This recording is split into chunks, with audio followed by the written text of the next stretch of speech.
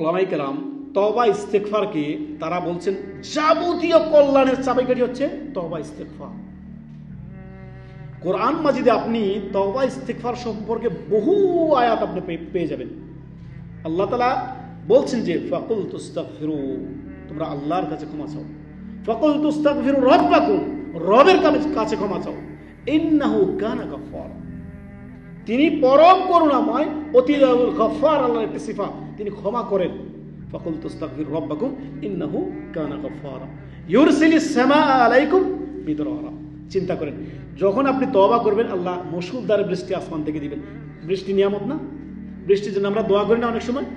আরবে বুঝতে পারতেন বৃষ্টির কত প্রয়োজন। আল্লাহ আল্লাহ আল্লাহ সুবহানাল্লাহ, আল্লাহুম্মা সাইয়্যিবান নাফিয়া, আমরা দোয়া করি আল্লাহ উপকারী বৃষ্টি দান করুন যাতে আমাদের উপকারে আসে।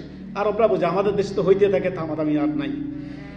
যাক, এই জন্য ওলামায়ে কেরাম তওবাকে যাবতীয় কল্যাণের চাবিকাঠি বলেছেন।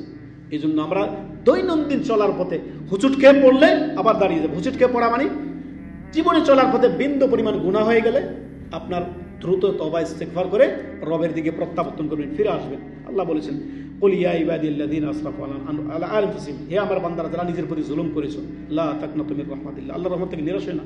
ইন্নাল্লাহা ইয়াগফিরুয যুনুবা জামিআ ইন্নাহু হুয়াল গফুরুর রহিম, তিনি গফুরুর ওয়াদুদ, গফুরুর রহিম, যুল আরশিল মাজিদ।